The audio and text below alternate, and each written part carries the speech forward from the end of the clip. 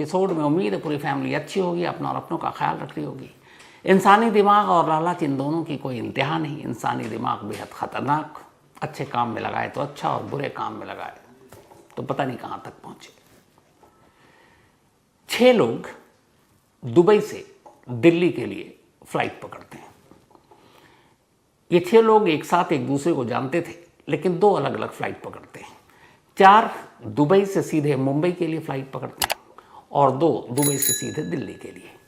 जो 4 लोग दुबई से दिल्ली बल्कि मुंबई के लिए फ़्लाइट पकड़ते हैं, उनके नाम थे मुतालिब, अज़हरुद्दीन, शान आलम और जुल्फ़िकार अली। इन चारों को दुबई से मुंबई उतरना था।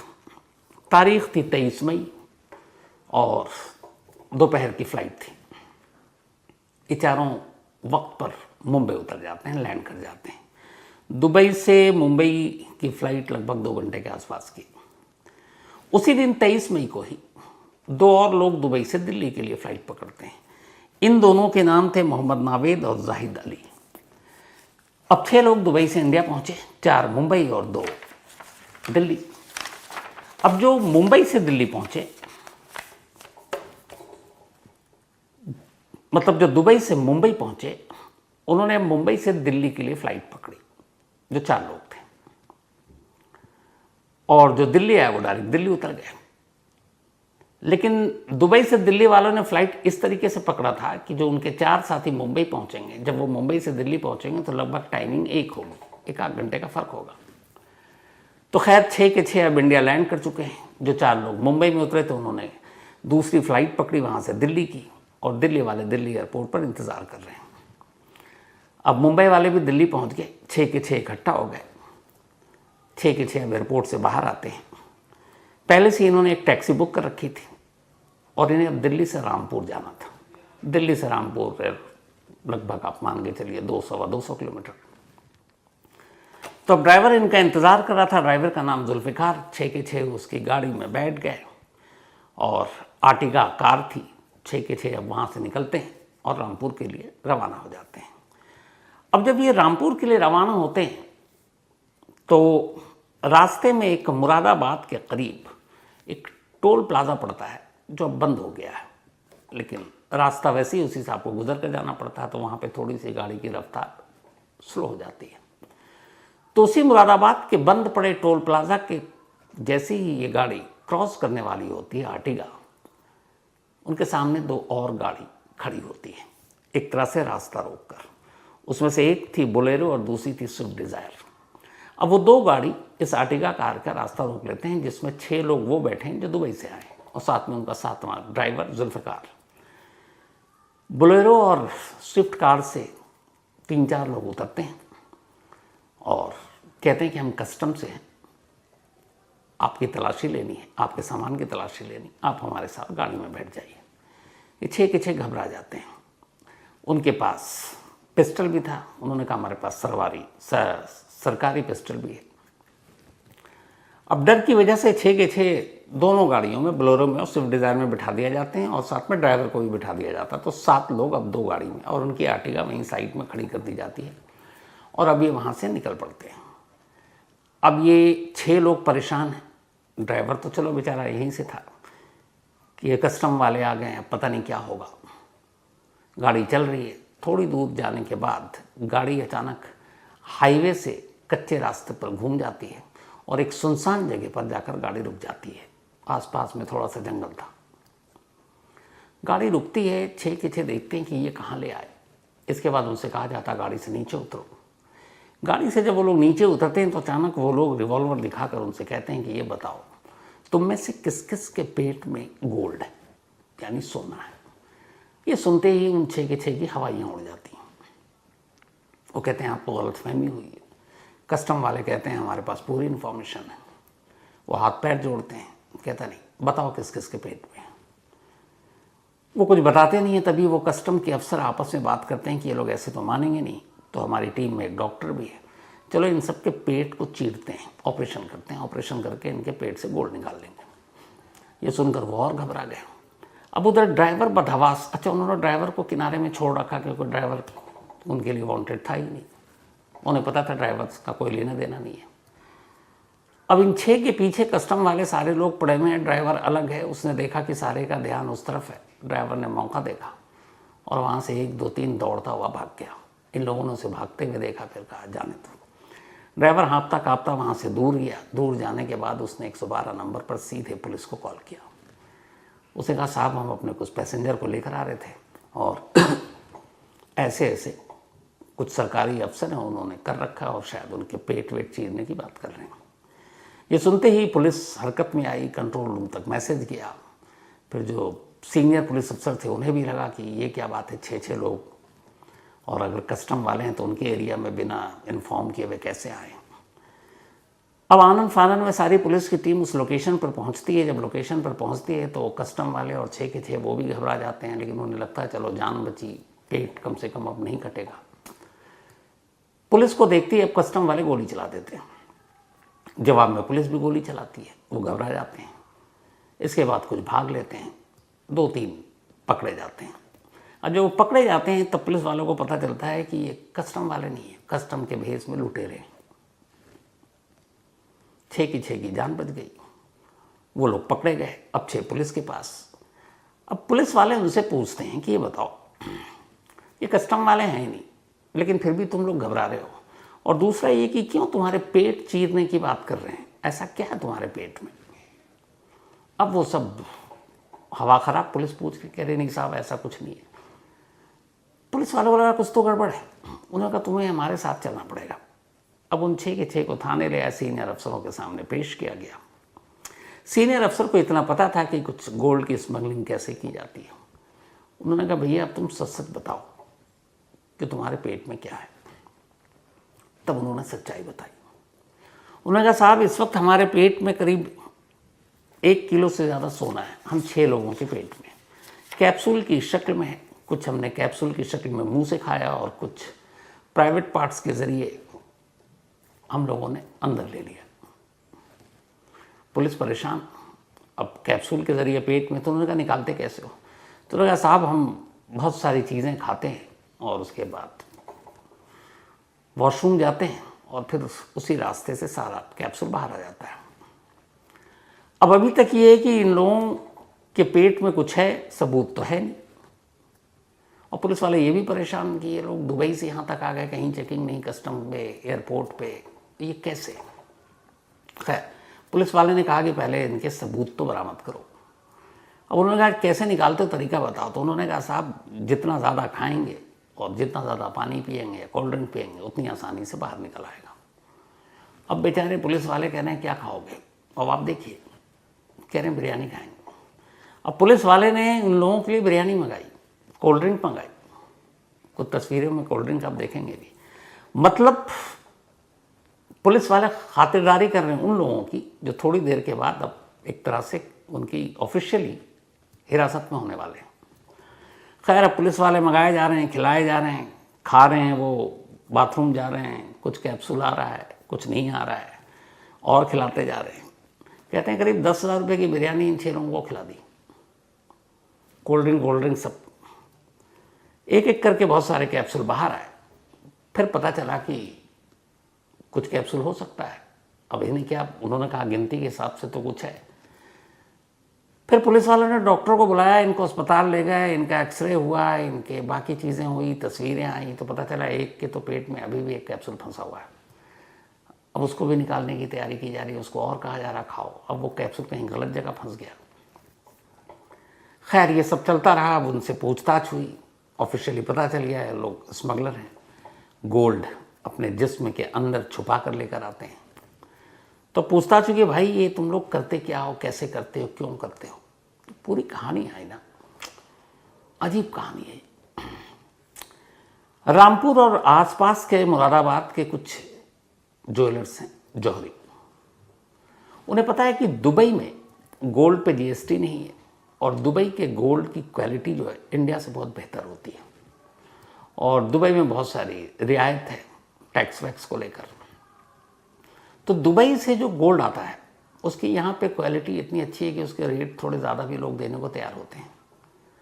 तो कई ऐसे ज्वेलर या जौहरी हैं जो दुबई से गोल्ड मंगाते हैं, उनके पैसे बचते हैं, कस्टम के ज़रिए आ नहीं रहा, जीएसटी बचती है, और गोल्ड सस्ता भी है दुबई में। तो आराम से अगर 1 किलो गोल्ड मंगाया तो 20 लाख रुपए तो कहीं नहीं गए सेविंग के। तो कुछ ज्वेलर्स ने एक पूरा धंधा चला रखा है। वो नए नए लड़कों को ढूंढते हैं, कहते हैं कि दुबई घूमने जाना है, वो कहता हाँ। इसके बाद वो उसका पासपोर्ट बनाते हैं। अब उसके लिए ट्रैवल एजेंट के ज़रिए इनका नेक्सस, ट्रैवल एजेंट के साथ समझौता करते हैं और उसे बता देते हैं कि किस धंधे के लिए भेज रहा हूँ, उसको कुछ कमीशन दे देते हैं। ट्रैवल एजेंट इन लोगों के पासपोर्ट बनाता है, ट्रैवल एजेंट इन लोगों की दुबई में होटल की बुकिंग करता है। अब इन्हें कहा जाता है कि तुम्हें दुबई जाना है, 5-6 दिन रहना है, कुछ नहीं करना, दिन भर खाओ पियो घूमो, बस वापसी में कुछ कैप्सूल निकलना है और निकल के आ जाना। तो कहते हैं ठीक है। अब कैप्सूल आम कैप्सूल ही है जैसा होता है, थोड़ा सा मोटाई ज़्यादा होता है, लेकिन तो आराम से उसमें एक कैप्सूल में 25-30 ग्राम गोल्ड समा जाता है। और इनमें तो इतने हैं कि हैबिचुअल हो गए हैं ये कैप्सूल निकलने की, मतलब इनके लिए जैसे चॉकलेट और कुछ मिठाई है जिसको निकलना है, गोली है। तो ट्रैवल एजेंट के ज़रिए होटल की बुकिंग हो गई, पासपोर्ट बन गया, वीज़ा मिल गया, कोई मुश्किल होता नहीं है दुबई का। अब वहाँ होटल में जाकर इन्हें बस घूमना फिरना खाना पीना है। उसके बाद तय वक्त पर इनसे कहा जाता है कि अब चलो निकलो, और वहाँ से निकलो। तो फिर वो कैप्सूल निकल लेते हैं। उसके बाद शर्त यही होती है कि तुम जब कैप्सूल निकलोगे उसके बाद तुम कुछ खाओगे पियोगे नहीं जब तक अपने मकान मंजिल तक नहीं पहुँच जाओगे, क्योंकि अगर कहीं रास्ते में पेट खराब हो गया, बाथरूम जाना पड़ा, तो वो गोल्ड निकल जाएगा। अब इनके लिए बाथरूम भी बड़ा ख़ास होता था इस गैंग के लिए। जो शीट होती है उसके ऊपर जाली लगा दी जाती थी, ताकि जो प्राइवेट पार्ट से निकल रहा वो प्लास्टिक के छोटे छोटे पॉलीथिन में, तो वो सब उसी पर आ जाए और फिर उसमें से निकाल लें। और कैप्सूल जो है वो भी सेफ रहे, कमबोर्ड में ना गिरे। तो इसीलिए खाते पीते नहीं थे। एक बार कैप्सूल निकला उसके बाद जब तक ये पहुंच नहीं जाए और जब तक वो कैप्सूल बाहर नहीं आ जाए, उससे पहले ही खाएंगे उसी खुफिया जगह पर, वरना कहीं नहीं। तो फ्लाइट में भी कुछ खाएंगे पिएंगे नहीं। और इन्हें कहा जाता था 20 से 30 हज़ार रुपये एक ट्रिप के तुम्हें मिलेंगे। तो एक तरह से कुरियर बॉय होते थे। तो उनको 20 से 30 हज़ार मिल रहा है, दुबई फ्री में घूमना फिरना, गाड़ी, खाना पीना, अच्छा होटल, और क्या चाहिए। महीने में एक ट्रिप लगाया, 20 से 30 हज़ार कमा लिया, घूम भी लिया। तो ऐसे नौजवान लड़कों को ये पकड़ते थे।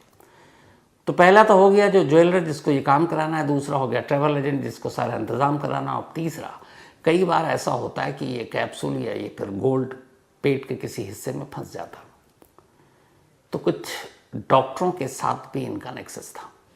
उस डॉक्टर का काम ये था कि अगर किसी तरीके से नहीं निकल पाए तो फिर पेट का ऑपरेशन करो, चीर के निकालो। कहते हैं कि इसमें कई लड़कों की जान भी चली गई, लेकिन धंधा है, पैसा आ रहा है, तो ये सब चलता रहा। और इस तरीके से फिर जब ये वापस आते तो फिर ये गोल्ड निकल जाता। और 6 के, अगर जैसे ये 6 के गैंग में थे, इन 6 के पास करीब 1.25 किलो सोना था। 1.25 किलो सोना मतलब आप समझ रहे हैं। तो एक ट्रिप में कितना फ़ायदा हो गया। अब सवाल ये था कि ये 4 मुंबई उतरे, 2 दिल्ली उतरे, फिर एयरपोर्ट पे किसी ने कुछ नहीं रोका, रामपुर से आगे निकल गए, मुरादाबाद के पास 2 गाड़ियों में कस्टम अफसर बनकर लोग इन्हें रोकते हैं, वो भी फर्जी लुटेरे। तो कैसे पता चला कि ये गोल्ड लेकर आ रहे हैं। तो जब पुलिस ने तफ्तीश की, पहले तो उस ज्वेलर तक पहुंचा जिसके लिए गोल्ड लेकर आ रहे थे, वो रामपुर का ही एक बंदा निकला, शायद जाहिद उसका नाम। तो उसने बताया कि जहाँ से दुबई में इन लोगों को गोल्ड इस कैप्सूल की शक्ल में दिया जाता, वहाँ भी इनके लोग होते हैं। उन्हीं में से एक ने अपने दोस्तों से मुखबिरी कर दी और कहा ये 6 नाम है, 6 लोग हैं, इनके फ्लाइट नंबर ये है और ये इतने बजे लैंड करेगी और ये दिल्ली से 6 के 6 एक साथ रामपुर के लिए निकलेंगे और इनकी गाड़ी भी है। अब सारी यहाँ खबर मिल गई। अब जो बदमाश थे जिसको मुखबिरी हुई, उन बदमाशों ने कस्टम अफसर बनकर इनको लूटने का प्लान बनाया और वही किया कि अपने साथ गाड़ी मिलेगा। खैर भांडा फूटा और वो 2 पकड़े गए। लेकिन सवाल ये था कि कस्टम से कैसे बच जाते हैं ये लोग। तो पता चला कि जब ये दुबई से गोल्ड लेकर चलते हैं तो वहाँ के एक बाकायदा गेट नंबर तक इनको बताया जाते हैं कि किस गेट नंबर से एंट्री करनी है। उसकी वजह ये है कि इंसानों की तलाशी सिर्फ ली जाती है हाथ से, बैग और लगेज जो जाता है वो आपको मशीन, एक्सरे मशीन से गुजरनी होती है। लेकिन कई बार कुछ शक होता है तो फिर इंसान को भी देखते हैं, वो चेक कर लेते हैं। तो वहाँ सिक्योरिटी जो स्टाफ थे उनके साथ भी इनका नेक्सस था। तो जिस गेट पर उसकी ड्यूटी होती उसी गेट से उस दिन बता दिया जाता है कि आज मैं इस गेट पर इतने नंबर पर हूँ, इसी गेट से तुम्हें आना है। तो वहाँ कोई तलाशी नहीं होती, नाम को होती, और चले जाते। तो दुबई से ये निकल गए। अब दुबई में गोल्ड वोल्ड ले जाने पर वैसे भी आपको पैसे और ये सब तो लगते नहीं, शायद वहाँ फ्री है। तो वहाँ से ये लेके निकल गए। लेकिन अब अगर बैग में लेके निकलेंगे तो भी वहाँ से छोड़ भी दे तो इंडिया में तो आके पकड़े जाएंगे। तो अब ये है कि जो गोल्ड लेकर आना है वो इंडिया तक नज़र ना आए, तो इसीलिए ये अपने पेट के अंदर डाल लेते हैं अलग अलग तरीके से। तो अब दुबई से निकल गए क्योंकि सिक्योरिटी स्टाफ के साथ मिली भगत है। अब ये फ्लाइट में बोर्ड करते हैं। फ्लाइट में बैठने के बाद अब इन्हें ये पता है कि यार फ्लाइट में खाना पीना नहीं है, वरना क्या पता कब बाथरूम जाना पड़े, टॉयलेट का यूज़ करना पड़े। तो ये बिना खाए पिए अपना सफ़र करते हैं। अब पहुँचे इंडिया। अब इंडिया में मुंबई दिल्ली एयरपोर्ट पे जब आप आते हैं, आप इंटरनेशनल ट्रैवल करके भी, तो आपके लगेज की जो है वो तो तलाशी होती है, उसको एक्सरे मशीन से गुजारा जाता है। लेकिन आम जो हम लोग मुसाफिर आते हैं या तो ज़्यादा से ज़्यादा मेटल डिटेक्टर से गुजारते हैं या फिर आप सीधे इमिग्रेशन के पास जाते हैं और निकल देते हैं। तो यहाँ बॉडी की तलाशी पूरी कम होती है। कुछ एयरपोर्ट पे यहाँ पे भी सेटिंग है। तो लगेज की तलाशी हो गई, बैग में तो इनके कुछ होता नहीं क्योंकि सब सारा माल तो जिस्म में छुपा रखा है। और अब उसके बाद ये आराम से एयरपोर्ट से बाहर निकल आते हैं। बाहर आने के बाद अब इन्हें पहुँचना होता है अपनी मंजिल पर। वहाँ जैसे ही जाते हैं वहाँ पहले से ही इनके लिए खाना पीना सब तैयार होता है, इनकी मनपसंद का, ताकि जितना ज़्यादा, जितनी शौक से खाएंगे, जितनी जल्दी खाएंगे, उतना जल्दी सोना उगलेंगे। क्या कहें इसको, सोना उगलना ही होगा। तो लेकिन ऐसा कई बार हुआ। एक दिल्ली में एक दो जगह पर इनके कुछ डॉक्टर, कुछ तो झोला छाप भी है कि मुश्किल आ गई, सब कुछ दे रहे हैं, खाना पीना, पर अटक गया किसी गलत जगह पर, अब बाहर नहीं आ रहा है। तो बाकायदा कुछ अच्छे डॉक्टरों से तो चलो पेट की सर्जरी कराई, पर इनका डर ये होता है कि कहीं अगर किसी हॉस्पिटल में बड़े या किसी बड़े डॉक्टर के पास भेजा और सर्जरी हुई और गोल्ड निकला तो फिर बात पुलिस तक पहुंच जाएगी। तो इसीलिए अपने उन कुरियर बॉय की जान को ख़तरे में डालकर झोला छाप और बाकी उस तरह के डॉक्टरों के ज़रिए इनके पेट को भी चिरवा देते हैं, सिर्फ चंद ग्राम सोने के लिए। तो इस तरीके से ये सारा खेल चल रहा है। अब इस एक फेक कस्टम अफसर के चक्कर में जब ये पूरा मामला सामने आया तो पता चला है कि इसके पीछे एक पूरा नेक्सस है। बहुत सारे इसमें जो कस्टम के लोग हैं वो भी कुछ मिले हुए हैं। इसके अलावा जो बहुत सारे सुनार के हैं, जौहरी की दुकान वाले हैं, ये इन सारों ने भी गैंग बना रखा है और इन सभी को दुबई के प्योर गोल्ड की ज़रूरत होती है। तो अब जांच चल रही है और इस जांच के बाद जो सबसे ज़्यादा अभी एक म्यांमार से भी, इसके अलावा और किस किस रूट से, म्यांमार से बांग्लादेश, बांग्लादेश से नेपाल और कहाँ किस रूट से ये लोग बाई रोड भी लेकर आते हैं। और अभी तक जितने स्मगलिंग के गोल्ड हैं मुश्किल से 20-30% भी हमारी कस्टम या फिर बाकी एजेंसियां नहीं पकड़ पाती हैं, वो आ जाती हैं। वजह यही है कि उसके तरीके अलग अलग हैं। अब कई ऐसे ज्वेलर जो है वो रडार पर हैं, पुलिस कुछ को उठा चुकी है, पूछताछ हो रही है। इनके अलावा कई ऐसे कुरियर बॉय जो इससे पहले गए, उनकी लिस्ट तैयार हो रही है। जो आपके ट्रैवल एजेंट जिसने अब तक पासपोर्ट बनाया उनको शिनाख्त कर उनको भी घेरा जा रहा है। कुछ डॉक्टर जिन्होंने पेट चीर के न मालूम अब तक कितने सोना निकाले हैं वो भी गिरफ्त में हैं। कुल मिलाकर एक पूरा गैंग ऑपरेट कर रहा है। ये तो सिर्फ एक रामपुर और मुरादाबाद के आसपास की बताई मैंने आपको, वरना आए दिन ये खबर अक्सर आती रहती है कि कैसे कस्टम वाले ने गोल्ड बनाया जो अपने जिस्म में छुपा कर लेकर आ रहे थे। तरीके भी बड़े अजीब अजीब है, लेकिन सबसे ख़तरनाक यहाँ यही होता है कि अगर कहीं सोना इधर उधर गलत जगह पे फंस गया तो जान तक पर बनाती है। और अभी तक की जो इन्वेस्टिगेशन उसमें ये है कि ऐसे कई कुरियर बॉय की मौत हो चुकी है अचानक। उसकी वजह ये थी कि उनके पेट में दर्द हुआ, सर्जरी हुई, सर्जरी गलत हो गया, और पुलिस अब उन सारे मेडिकल रिपोर्ट्स, उनकी मौत, उनकी सच्चाई, वो फाइलें भी खोल रही है ताकि इस नेक्सस की जड़ तक पहुंच सके। तो सोचिए, इंसान का दिमाग और इंसानी लालच क्या कुछ नहीं करवाता। तो ये थी आज की कहानी।